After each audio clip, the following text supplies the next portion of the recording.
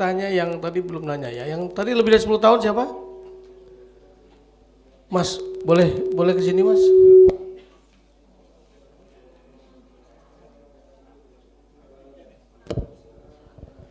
Oke, bagaimana Anda mensiasati kehidupan Anda dengan gaji honorer yang hanya selama 10 tahun itu, Mas? Ya, terima kasih kesempatan yang diberikan. Gini Prof, jadi kita dari teman-teman guru honorer itu selama bekerja lebih dari 10 tahun lebih, bahkan ada yang 21 tahun lebih. Itu Prof.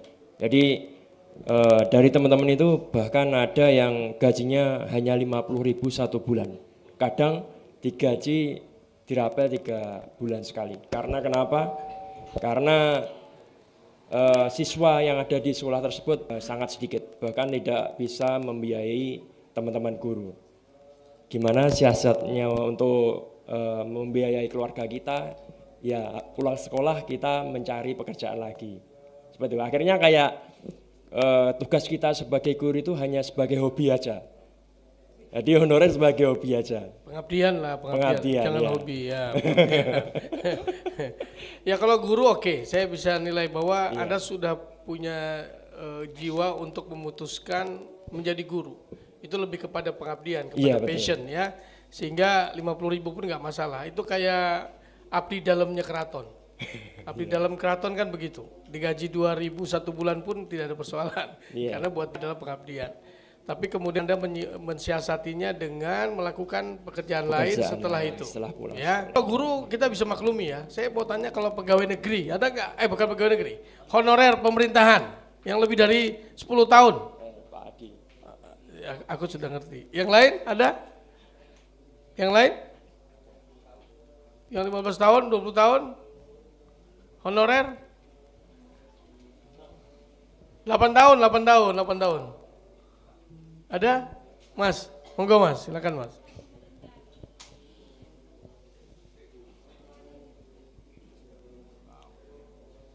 Oke, pertanyaan saya, Anda berkeluarga ya? Sudah. Pendidikan Mas? Akhir? S1. S1? Iya. Pendidikan terakhir, kemudian berapa lama menjadi honorer? Sudah 86. 8 tahun di instansi mana Mas? Di Dinas Pendidikan Kabupaten Jombang. Oh, Dinas Pendidikan Kabupaten Jombang. Oke. Saya nggak tahu berapa nilai honorer jenengan, tapi pasti sangat kecil. Bagaimana Anda menyikapi kehidupan bersama keluarga? Kalau secara lingkup global, kita cuma pasrah. Kita pasrah karena apa? Untuk gaji kita yang laki-laki ya, kita sebagai pemangku tanggung jawab ya, apapun kita kerjakan, yang penting itu benar dan itu halal buat keluarga kita, itu saja. Lantas kalau jenengan berhenti menghilangkan yang 750.000 itu, Anda berarti punya potensi untuk bisa mendapatkan lebih dong? Bisa. Oh, istri saya naik. Iya toh. Ngapain menunggu gue? Nah, gini terkadang kan seperti ini, Bang. Ini sebagai mungkin teman-teman semua juga sama kan. Kita semua disekolahkan dengan orang tua ya kan. Orang tua kan pingin anaknya bekerja, ini seperti itu.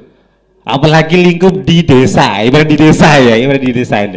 Di desa ini kan rata-rata banyak teman-teman semuanya yang rela, bahkan dia rela menyuap atau rela membayar untuk ibaratnya kita bekerja, meski gajinya pun tidak seberapa. Ini fenomena nasional di Jawa juga seperti ini. Saya paham itu ya. Oke lah. Saya punya mertua juga begitu juga. Dulu minta saya harus jadi pegawai yang datang pagi pulang sore. Ya betul. Ya. Betul. Wah itu sampai sama mertua lumayan kenceng anunya apa? Karena saya nggak punya pemikiran yang terpaku pada pekerjaan yang seperti itu. Nah gitu betul. Ya. Jadi ya saya maklumi memang terutama di Jawa ya. Nah di Jawa memang erat seperti orangnya itu. Kan sederhana saja hidupnya, nggak usah ngoyo, ya kan. Yang penting ada pekerjaan tetap, betul. Pagi berangkat, sore pulang. Gitu. Iya betul. Ya, ibarat seperti itu ya. Ya kalau Anda menerima itu sebetulnya kan tidak perlu berdemo, ngapain? Loh kita berdemo karena ini bukan suara saya sendiri, ini sungguh suara nasional. Artinya jenengan juga menganggap bahwa ini tidak layak. Ya betul. Kalau secara kemanusiaan sangat tidak layak lah. Okay, gitu loh. Kalau memang saya berbicara sendiri mungkin itu suara saya, tapi Baik. kan saya tidak mau dibilang pengkhianat untuk honorer-honorer semuanya gitu. Iya, baik. Baik, sekarang suara ibu-ibu, saya mau dengar yang honorer. Ada? Kalau ibu-ibu anteng karena suamiku sugih, Mas. Ada yang mau menyampaikan keluh kesah ibu-ibu honorer? Apa wedi kah? Nggak usah wedi, nggak apa-apa Mbak. Bicara? Mbak, kayaknya mau ngomong cuma malu-malu. Monggo. Silakan Bu.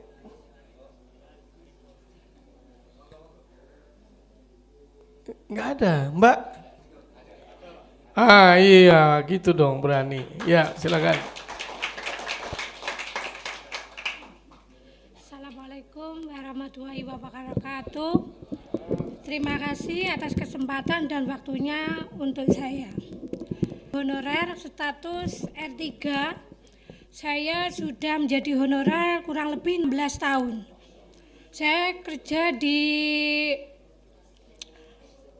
SD saya, tempatnya sangat terpencil di atas gunung. Di sana juga rawan lampu mati hampir setiap hari. Kedua, airnya juga sulit, dan jarak dari rumah dan tempat saya mengajar itu kurang lebih 47 km. Iya, setiap hari. Pakai motor, naik turun gunung. Gaji pendapatan honorernya? Honorer 1 bulan 200.000. Iya, seperti itu.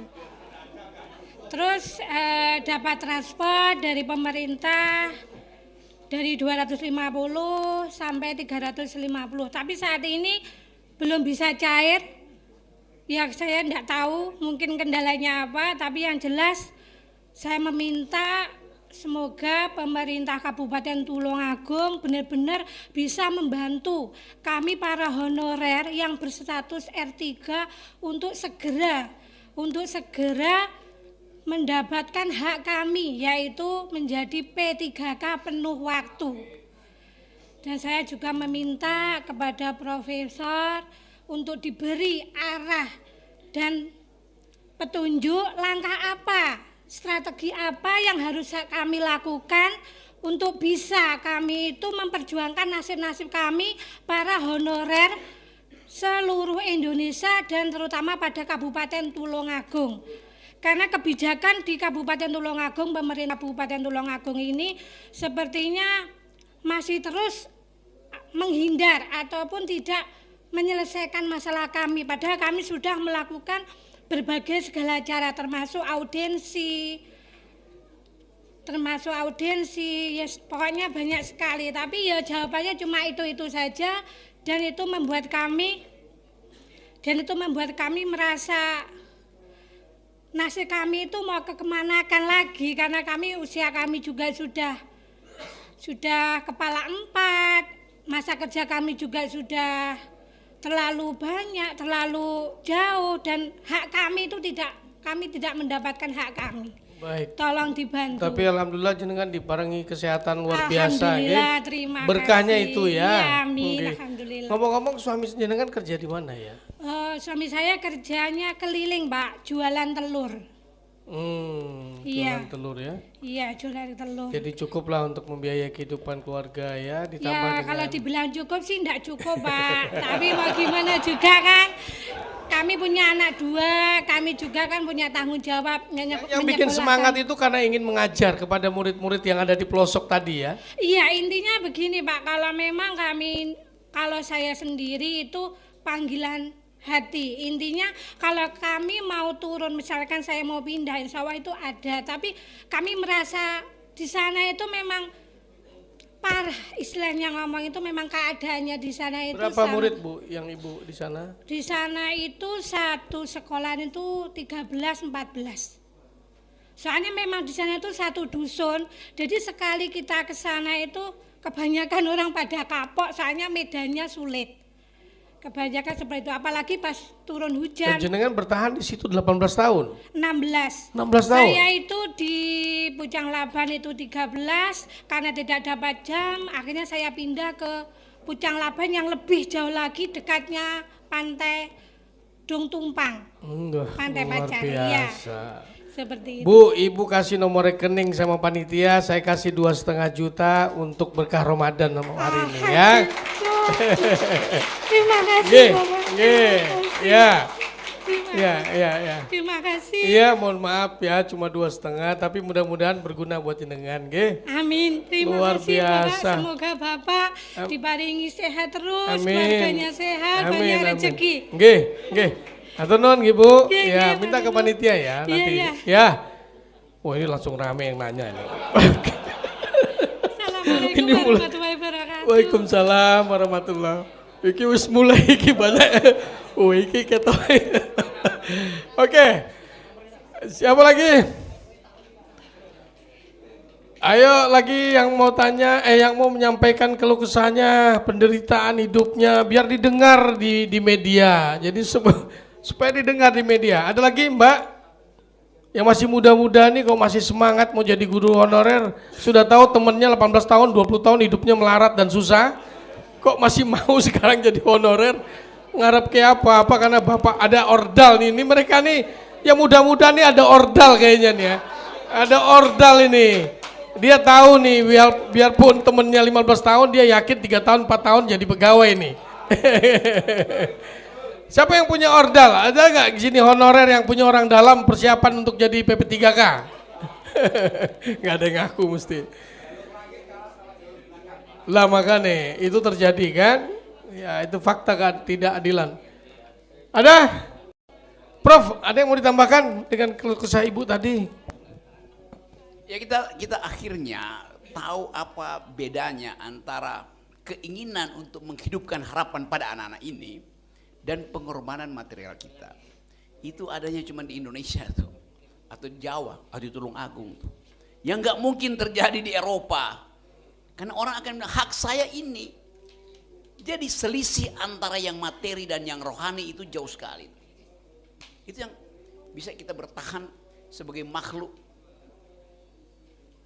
yang percaya pada keajaiban. Tetapi sekali lagi Pak Diki menyumbang, tapi itu hanya tanda awal bahwa rakyat bisa bantu rakyat. Kalau itu kita lakukan semua, oke, nggak ada masalah. Tetapi dengan konsekuensi, nggak usah ada pemilu. Karena rakyat bisa mengatur hidupnya sendiri. 70 triliun, 170 triliun dipakai untuk pemilu, hasilnya begini. Jadi sekali lagi, saya percaya itu, dan saya tahu semua yang akan kita simpulkan. Yang paling penting adalah menerangkan pada diri sendiri dan pada publik. Kalian tidak dibayar karena apa itu? Sebutin pada pemerintah. Karena pemerintah akan bilang, kami nggak bisa bayar, kami nggak punya uang. Kita lanjutkan pikirannya. Kenapa nggak punya uang? Bukankah negara ini negara kaya? Kita lagi membangun IKN, karena itu nggak punya uang. Kita lagi memperpanjang jalan kereta, karena itu nggak punya uang. Kan itu yang mesti ada di kepala kita. Jadi kenapa kita nggak bisa dibayar? Karena uang dihambur-hamburkan. Nunggu apa? Nunggu negara punya uang baru bayar. Pakai apa? Pakai pajak. Ya lama pakai pajak. Karena orang yang nggak punya kerjaan bagaimana bayar pajak gitu. Satu-satunya cara berharap ada investasi dari luar, cuman itu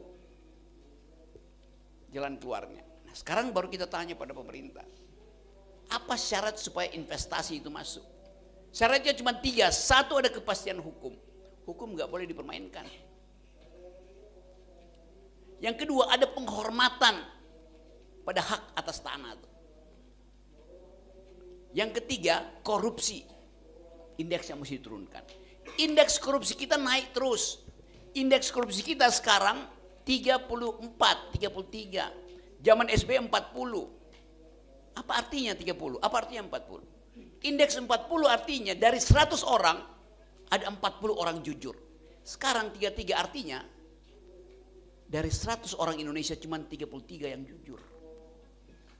Yang tahu itu investor asing. Maka investor asing merasa, bagaimana mungkin kalau Anda 33, saya mau investasi. Nggak balik modal saya dong. Kan kita mesti naikin dulu kepercayaan internasional. Ke arah 50 tuh, ke arah 60. Nggak usah ikutin negara Eropa, Finlandia yang 90.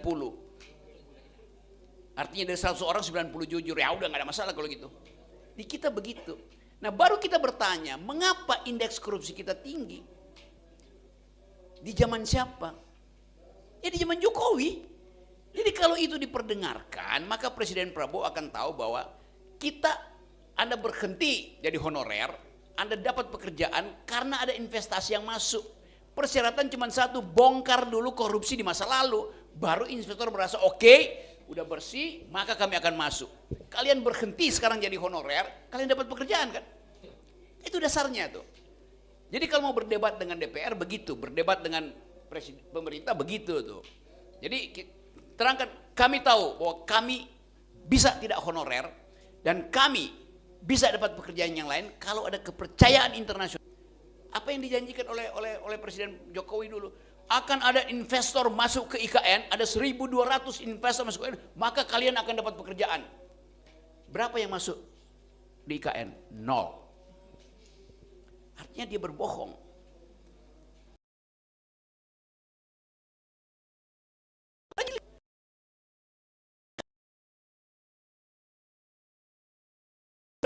Kan itu dasarnya tuh. Jadi di antara kemarahan kita terangkan juga sebab akibatnya tuh. Kalau sekedar marah, oke, saya udah marah dari 10 tahun lalu tuh. Tetapi kita ada dalam upaya untuk menerangkan pada publik bahwa kita mengerti masalahnya. Dan keterangan itu lewat demonstrasi sangat bagus. Tapi tulis argumen yang kuat di situ. Itu masalahnya. Nanti akan ada wartawan terjemahan ke bahasa Inggris dipublikasi. Lalu orang lihat bahwa ada harapan bagi Indonesia karena guru-guru honorer tahu bahwa mereka adalah pemilik republik ini dan telah membayar secara premi upaya untuk mencerdaskan kehidupan bangsa dengan jalan tiap hari 47 km hanya dengan gaji 700.000, 250.000. Kan itu dasarnya tuh. Jadi bikin khusus ibu diwawancara, ibu terangkan apa yang tadi nanti tolong teman-teman tole itu, Fordasi itu bikin short pendek-pendek itu. Tadi ibu bagus betul terangin itu, kita publikasikan, kita upload di situ. Jadi itu caranya tuh. Jadi sekali lagi ini kesempatan yang baik, kita bertukar pikiran, bukan kalau marah semua udah marah.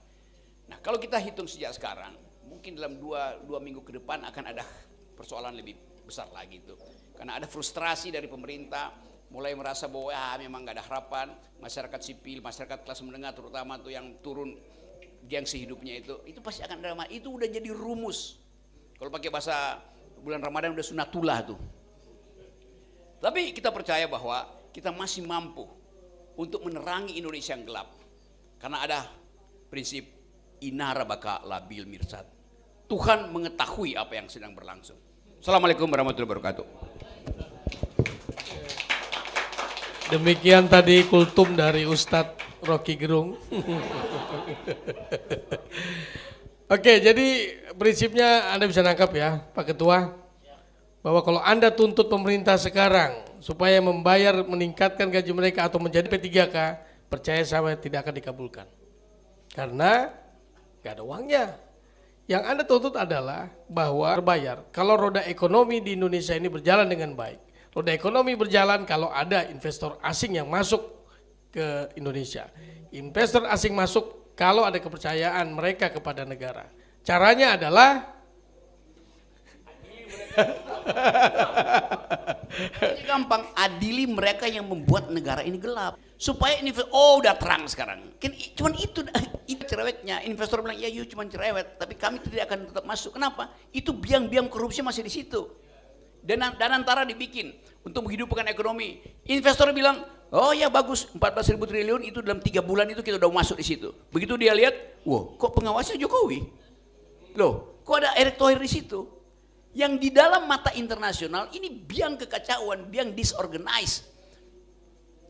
Jadi itu intinya tuh. Nah, kita mau belajar dari Tulung Agung ini bahwa kita mengerti semua isu ini. Kita mengerti politik global, kita mengerti keresahan rakyat, kita mengerti apa yang menjadi kecemasan Presiden Prabowo hari ini. Kita anggap bahwa Prabowo bagus, dia ingin menghidupkan ide kerakyatan, karena itu dia bikin koperasi 70.000 se-Indonesia tuh. Tetapi problemnya bukan di situ. Problemnya menghidupkan roda ekonomi untuk mengejar pertumbuhan 8%. Nah, pertumbuhan 8% itu tidak mungkin hanya dari dalam negeri. Pasti mesti ada modal asing di situ. Jadi begitu cara berpikir. Saya kira teman-teman banyak yang dari S1 di sini, tetapi kemarahan itu hanya akan sukses kalau secara logika tuh. Ada lagi honorer yang baru 2 tahun tapi sudah menderita. Ada lagi yang mau? Sudah? Oke. Arte, apa kita perlu tutup sekarang?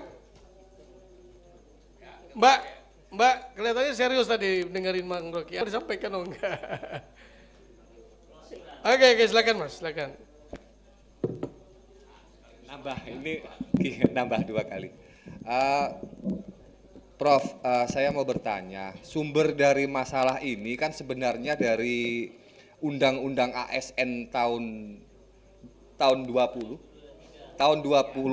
nomor 20 tahun 2023, Prof. Ini sumber permasalahannya tuh dari situ, yes. Karena di situ disebutkan bahwa penuntasan ASN itu harus selesai maksimal di akhir 2024. Sedangkan sampai sekarang PP-nya belum keluar, Prof. Kalau dari sudut pandang perspektif Prof. Rocky bagaimana, Prof? Seperti itu. Mohon, terima kasih. Di dalam hukum berlaku prinsip sesuatu yang sudah diundangkan bila tidak direalisasi berlaku dengan sendirinya setelah 30 hari. Kan itu prinsipnya kan. Atau kalau ada penyimpangan digugat dokumen itu ke PT UN. Tetapi ujungnya juga sama. Debat-debat hukum aja. Kan pemerintah harusnya bilang iya kami tahu itu, tapi uang kami nggak ada. Kan akhirnya muter di situ tuh. Dan memang faktanya begitu.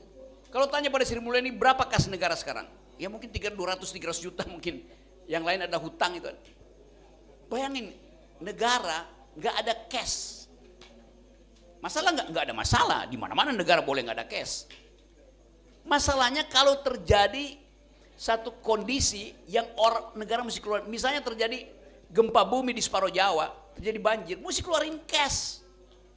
Nah kosong cashnya. Itu dasarnya kan. Jadi sekali lagi pengetahuan kita, pengetahuan makro kita, membuat kita tahu mana jalan yang mesti ditempuh. Jalan hukum pasti ada itu, persoalan di konstitusi, jalan administrasi ada bahwa dokumen itu cacat sebetulnya karena ingkar janji pemerintah kan, bisa dipersoalin.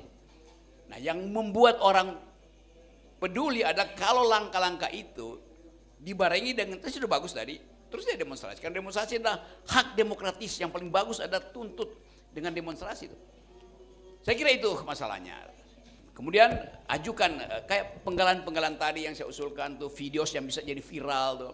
Kan itu saya baru tahu itu 47 km, coba bayangin itu kan.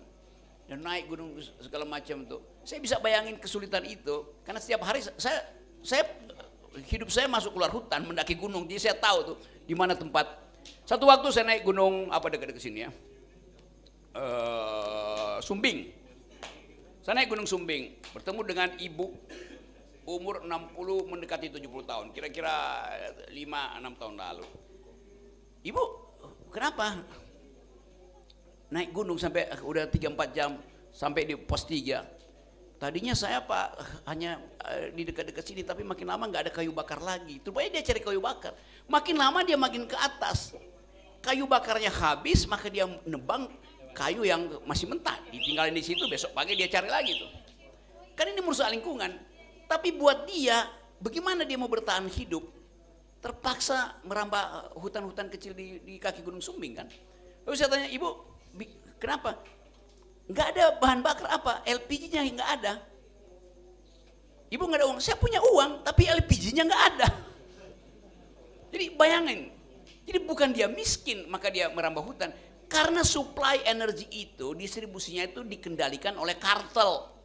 Demikian juga energi yang lain kan.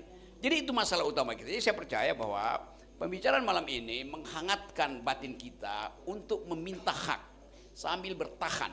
Sambil berharap bahwa Presiden Prabowo akan tahu masalahnya bersumber dari korupsi selama 5 tahun sebelumnya tuh.